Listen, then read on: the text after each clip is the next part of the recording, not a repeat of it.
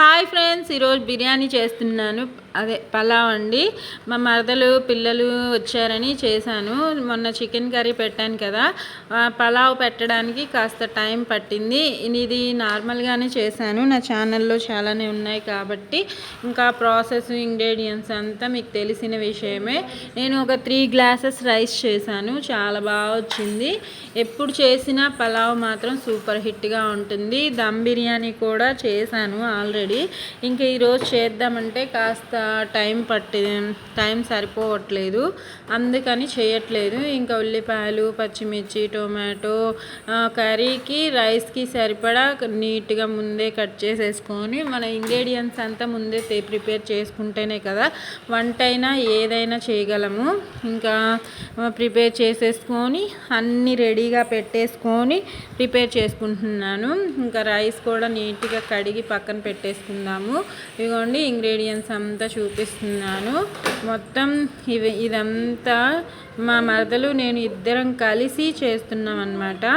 ఇంకా ప్రాసెస్ కోసము స్టవ్ దగ్గరికి వెళ్ళిపోదాము. స్టవ్ వెలిగించేసుకొని డేక్షా పెట్టుకొని నెయ్యి నూనె వేసుకుందాము. నూనె వేసేసుకొని అది కాస్త హీట్ అయ్యాక ఉల్లిపాయలు వేసుకొని చక్కగా ఫ్రై చేసేసుకొని ఇంకా నెయ్యితో పాటు నూనె కూడా వేసేసుకొని ఆయిల్ హీట్ అయ్యాక ఆనియన్స్ బ్రౌన్ కలర్ వచ్చేంత వరకు ఫ్రై చేసుకుంటాను. ఇంకా ఏది చేసినా పర్ఫెక్ట్గా చేయాలన్నదే నా ఇష్టం అండి. ఇంకా ఏదో చేసామంటే చేసామన్నట్టు ఎప్పుడు చేయను. ఏదైనా సరే వంట అయినా ఏ పనైనా మనం ఇంట్రెస్ట్గా చేస్తే అది చాలా బాగా కుదురుతుందండి. మీరు ట్రై చేయండి ఫ్రెండ్స్. వంట ఏందిలే ఈజీ అనుకోవచ్చు చాలామంది. దానికోసం ఎంత కష్టపడాలో అది నాకు చేసే వాళ్ళకి నాకు తెలుస్తుంది. ఇంకా తెలియని వాళ్ళు అనుకుంటూ ఉంటారు కదా, వంటే కదా చేసేస్తాము అనుకుంటారు. అది చేస్తే కదా తెలుస్తుంది. ఇంకా మసాలా దినుసులు వేసేసుకుందాము. మసాలా దినుసులు కూడా బాగా ఫ్రై అయిన తర్వాత ఆనియన్స్ వేసి ఫ్రై చేసేసుకుందాము. ఎన్నిసార్లు చేసినా టేస్ట్ మాత్రం వేరే లెవెల్లోనే ఉంటుంది. ఎప్పుడు చేసినా సరే పలావ్ అయినా ఏ కర్రీస్ అయినా, ఎందుకంటే మనం ఇంట్రెస్ట్తో చేస్తాము. ఇంట్లో వాళ్ళు కూడా ఇష్టంగా తినాలి అనుకొని చేస్తాం కాబట్టి మనం చేసామన్నట్టు చేస్తే ఏ రోజు అది కుదరదు. కావాలంటే మీరు ట్రై చేయండి. ఇంట్రెస్ట్గా చేసిన ఏ పనైనా సరే సక్సెస్ అవుతుంది. ఇంకా నా రైస్ అయితే సూపర్గా వచ్చేసిందండి. దాంట్లో కర్రీ మొన్నే అప్లోడ్ చేసేసాను. ఇది చేయడానికి కాస్త టైం పట్టింది. ఎందుకంటే ఈ సమ్మర్ కదా, సమ్మర్లో మనకి ఇంకా పిల్లలు ఇంట్లోనే ఉంటే పని త్వరగా అవ్వదు కాబట్టి ఆ పని చూసుకుంటూ ఇది అప్లోడ్ చేసుకుంటూ ఉండాలి కదా. అన్నీ కవర్ చేసుకోగలిగితేనే కదా మనం ముందుకెళ్ళగలుగుతాము. ఇంకా ఆనియన్స్ చూడండి బ్రౌన్ కలర్ వచ్చేసాయి. హాఫ్ తీసుకుంటున్నాను. మిగిలినవి తాలింపులోనే ఉంచేసుకొని తాలింపులో టొమాటోస్, పచ్చిమిర్చి, అల్లం వెల్లుల్లి పేస్టు, పుదీనా, కొత్తిమీర వేసేసుకొని చక్కగా ఫ్రై చేసుకుందాము. ఇలాంటి రెసిపీస్ కోసము ఎప్పుడైనా సరే అల్లం పేస్టు ఫ్రెష్గా పట్టుకోండి ఫ్రెండ్స్. అప్పటికప్పుడు పట్టుకున్న అల్లం పేస్ట్ ఫ్లేవరు సూపర్గా వస్తుంది. కర్రీకైనా రైస్కైనా దేనికైనా సరే సూపర్ హిట్గా ఉంటుంది. నేను చెప్పడం కాదు, మీరు ట్రై చేసి చూడండి.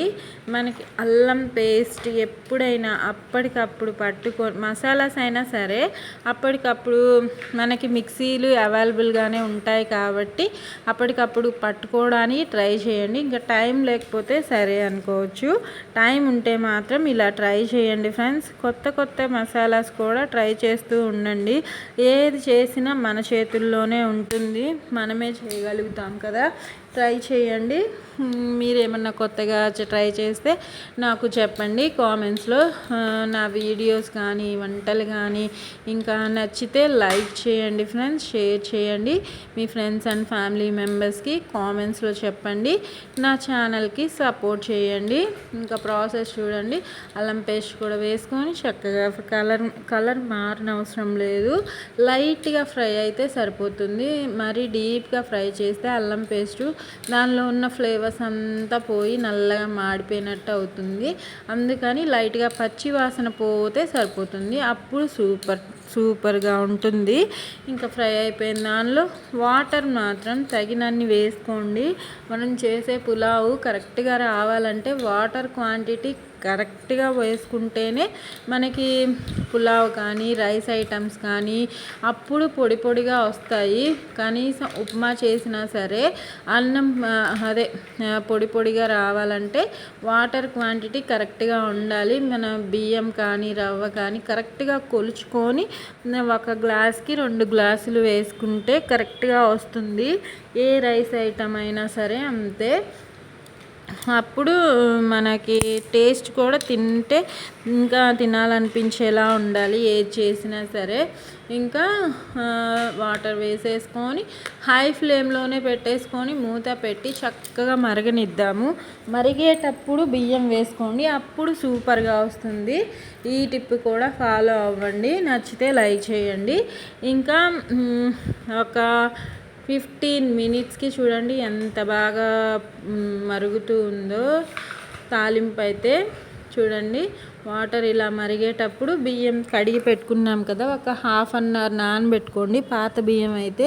కొత్త బియ్యం అయితే నానబెట్టిన అవసరం లేదు, అప్పటికప్పుడు కడిగి వేసేసుకుంటే సరిపోతుంది.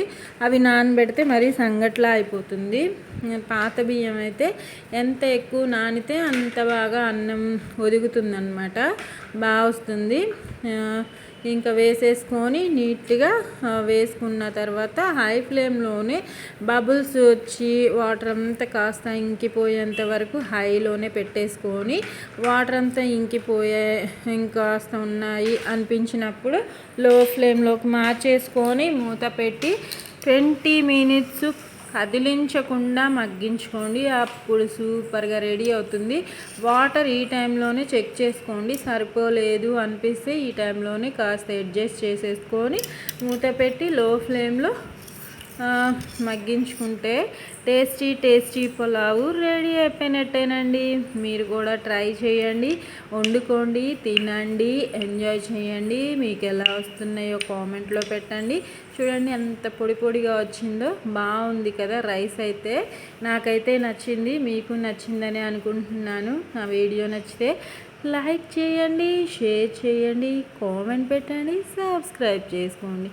Thank you for watching friends. చూడండి ఆనియన్స్ పైన వేసాను చల్లినట్టు. ఇలా కూడా ట్రై చేయండి, చాలా బాగుంటుంది యమ్మీగా. Bye friends.